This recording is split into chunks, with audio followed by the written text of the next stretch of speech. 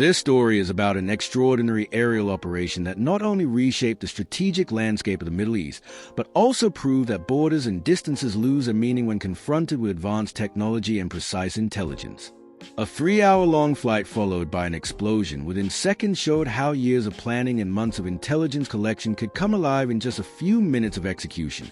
In Doha's Katara District, an ordinary-looking residential block became the center of this entire operation. It was here that Palestinian negotiators were reportedly holding a discreet meeting. From the morning, the building had been heavily guarded, with armed vehicles and soldiers creating a protective ring. That very ring, instead of hiding the secret, acted as a signal for the enemy, marking the target more clearly than anything else. The distance from Israel to Qatar was immense, stretching far beyond the normal combat radius of any armed fighter jet. Covering thousands of miles required more than just advanced aircraft. It demanded aerial refueling, without which the operation would have been impossible. These flying gas stations in the sky were the lifeline that allowed Israeli jets to reach their destination and return home. Around 15 aircraft were believed to take part in the mission. Leading the strike was stealth-capable F-35s, almost invisible to conventional radar, supported by F-16s and F-15s for cover and defense. Along the route, Boeing 707 refueling tankers linked up discreetly with a strike package, providing fuel on both outbound and return legs of the journey to ensure the fighters could fly thousands of kilometers safely. Every minute of this operation mattered. The weight of each bomb, the time of every refueling window, and the precision of every maneuver had to be accounted for. A single error could have exposed the aircraft to radar detection or compromised the mission. The entire success of the strike depended on careful planning, split-second coordination, and absolute secrecy. The choice of the exact building was not made by chance.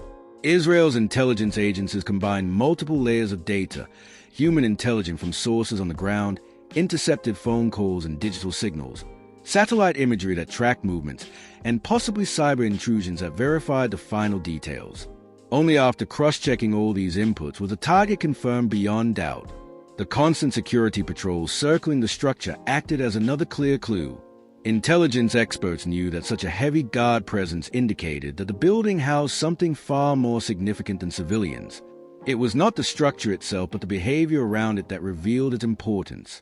In intelligence work, the rule is simple. The bigger the security bubble, the more valuable the figure inside.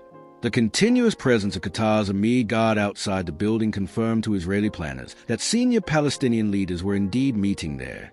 Once this was established, the timing of the strike was set into motion. The choice of weapons was just as deliberate as the choice of the target. Precision-guided bombs were selected to ensure that the designated building was hit with surgical accuracy without damaging the 4 other neighboring structures or the petrol station standing right next to it. This was as much about limiting collateral damage as it was about ensuring success. When the moment finally came, 10 precision-guided munitions were released almost simultaneously. The coordinated strike ensured maximum destruction of the target while minimizing the chance of failure.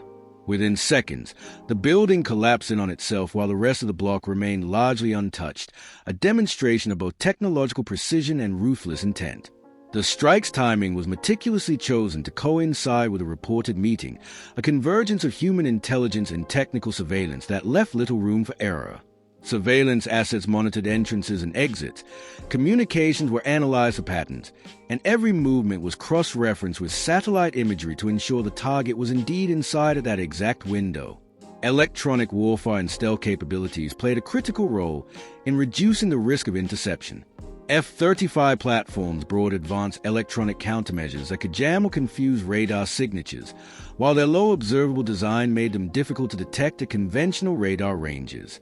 This capability allowed the leading elements of the formation to approach the target area with a much reduced chance of triggering a full-scale air defense response. Supporting fighters and escort aircraft were not merely show, they created layered protection for the strike package. F-16s and F-15s would have been tasked with suppressing any immediate threats, engaging potential airborne interceptors, and providing a rapid response element in case the mission encountered unforeseen resistance. Their presence increased the mission survivability in a contested airspace scenario. Refueling tracks were planned to minimize exposure. Rendezvous points were selected over international or neutral airspace corridors where detection risk was lower and diplomatic complications could be mitigated. Tanker operations required tight timing so that no single aircraft would carry an excessive weight penalty while still maintaining enough fuel reserve to retreat if the situation degraded. Reconnaissance assets, both manned and unmanned, likely fed a constant stream of imagery and signals intel back to command nodes. Real-time ISR, intelligence, surveillance, reconnaissance, allowed mission planners to reaffirm the target status until the final release decision was made, ensuring the strike was responsive to last-minute changes such as arrivals, departures, or additional security measures. The munitions themselves were selected for combined effect. Smaller penetrating guided weapons for precise internal destruction, and heavier bunker-buster ordnance where deep subterranean or reinforced targets were suspected. This mixed loadout enabled operators to tailor the strike's lethality while attempting to confine damage to the intended vertical and horizontal footprint. Targeting solutions often combine GPS guidance with terminal seekers, laser or imaging, to compensate for GPS degradation or jamming. In this operation, it is plausible that a combination of satellite guidance and precision terminal updates guaranteed the weapon's final corrections, ensuring they struck an individual building amid a row of near-identical blocks. Collateral risk mitigation is not merely a tactical concern, but a legal and political one. Planners would have evaluated blast radii, structural vulnerabilities, and the presence of civilians in adjacent structures. Choosing standoff munitions or delayed fusing are among the tools used to control the damage pattern and reduce civilian casualties, although the reality of urban strikes always carries a potential for tragic outcomes.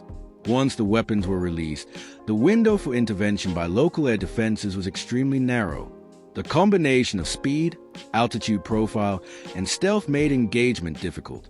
By the time any radar track could be positively identified and an interceptor vectored, the munitions would already be in their terminal phase, leaving defenders little chance to prevent the outcome. After the impact, the formation's egress was as critical as its ingress. Rapid withdrawal along pre-planned corridors minimized loiter time over hostile territory. Tanker rendezvous on the return leg ensured that fighters did not fall below safe fuel thresholds, which would have increased the vulnerability of both aircraft and aircrews during transit back to home bases. The diplomatic fallout from such an operation is unavoidable.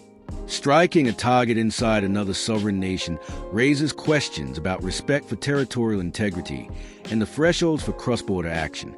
States facing such strikes balance public condemnation with private channels of communication to prevent escalation, but reputational costs and regional tensions often rise sharply in the immediate aftermath.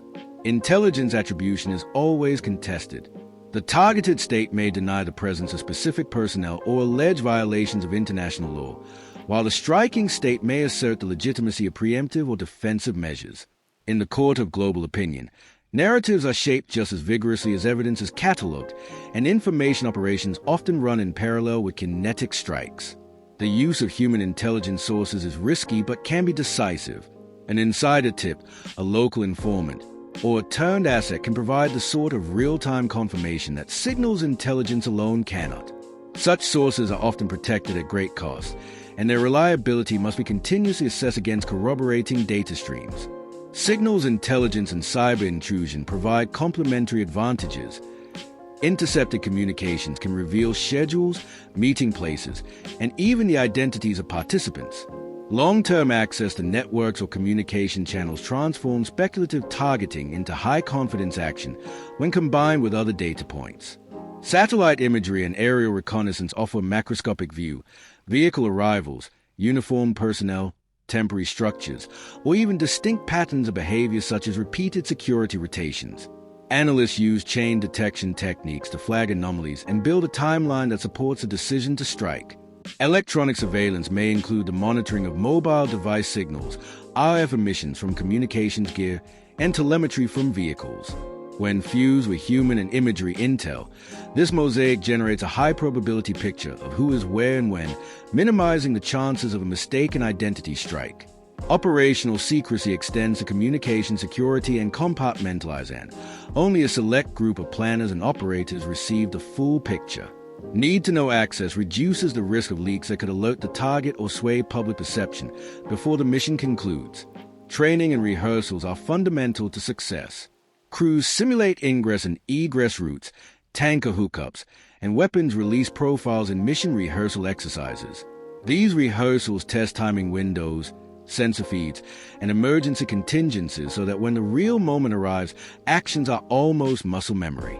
Risk management in such missions is multidimensional: tactical, aircraft loss; strategic, regional escalation; legal, compliance with laws of armed conflict; and moral, civilian harm. Decision-makers weigh potential gains against these layered risks, knowing that an operation that succeeds tactically might produce long-term strategic costs. Communications jamming and decoys may be employed to confuse adversary situational awareness. Deploying false tracks or emitting deceptive signals can draw attention away from the true ingress corridor, increasing the odds that the strike package will pass unnoticed. Weapons proliferation and procurement play a background role. Access to advanced GPS-guided munitions, glide kits, and anti-jamming technologies determines what options planners consider feasible. Nations with newer capabilities can attempt missions previously beyond their reach, changing the calculus of what is militarily possible. The legal frameworks around targeted killings are complex. States conducting such operations often cite self-defense or the elimination of imminent threats as justification. International bodies and human rights groups scrutinize whether targets were lawful combatants, whether proportionality was respected, and whether feasible precautions to avoid civilians were taken. Public messaging following the strike is carefully managed. Governments craft statements to emphasize the legitimacy of their actions, highlight efforts to avoid civilian harm, and, when necessary, deflect or counter accusations. Messaging is part of the broader battle for narrative control that follows any high-profile strike. For the targeted group, the message is immediate and chilling. Command structures may be disrupted, deterrence narratives are challenged, and the logistics of meeting become more fraught. Leaders may relocate, meetings become virtual or more compartmentalized, and operational tempo can be affected by the need for enhanced security. For neighboring states, such strikes are a warning that no location is entirely safe and that asymmetric tactics can project power far beyond borders. This can catalyze changes in defense postures, from hardening of critical infrastructure to procurement of more advanced air defense systems or expanded diplomatic efforts to manage escalation. Urban environments compound the difficulty of precision targeting. Buildings are tightly packed, civilians intermingle with potential combatants, and underground facilities can obscure true intent. Attackers must balance the necessity of neutralizing a high-value target against the structural complexity that multiplies risks. The aftermath involves more than rubble. Forensic teams, intelligence analysts, and legal advisors study the strike's efficacy and consequences. Examining fragments of munitions, intercepting post-strike communications, and assessing whether the intended individuals were eliminated are all part of the post-operation cycle. Civilian casualty figures and media coverage shape long-term perceptions. Even precise strikes can spur outrage if the human toll is high or if narratives emphasize suffering. Humanitarian organizations and journalists play an outsized role in documenting immediate impacts, and their reports factor into international response. The role of allies and equipment suppliers is not purely transactional. The provision of munitions, guidance kits, or refueling platforms ties suppliers into the operational chain, and political fallout can pressure suppliers to reconsider future sales or impose stricter end-use monitoring. Technologies like anti-jamming GPS, redundant navigation systems, and advanced fusing mechanisms reduce the margin of error but also raise the technical bar for exploitation. As both attackers and defenders advance, missions become increasingly a contest of who can integrate sensors, weapons, and decision cycles most effectively. Training, doctrine, and organizational culture determine how forces plan and execute such missions. Organizations that exercise decentralized authority with robust rules of engagement can act faster, but doing so requires immense trust in the judgment of commanders executing high-stake decisions far from central oversight.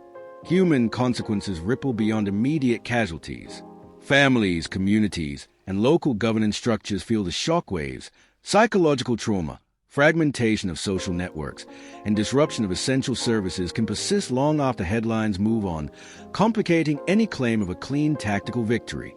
The strike also prompted strategic dialogue about escalation ladders. What constitutes proportionate response? How should states respond to cross-border strikes? These questions often lead to a period of heightened alert and posturing as regional actors reassess threshold for retaliation or restraint. From a technical perspective, the evolution of glide kits, small penetrating munitions, and modular guidance packages has democratized precision, making surgeon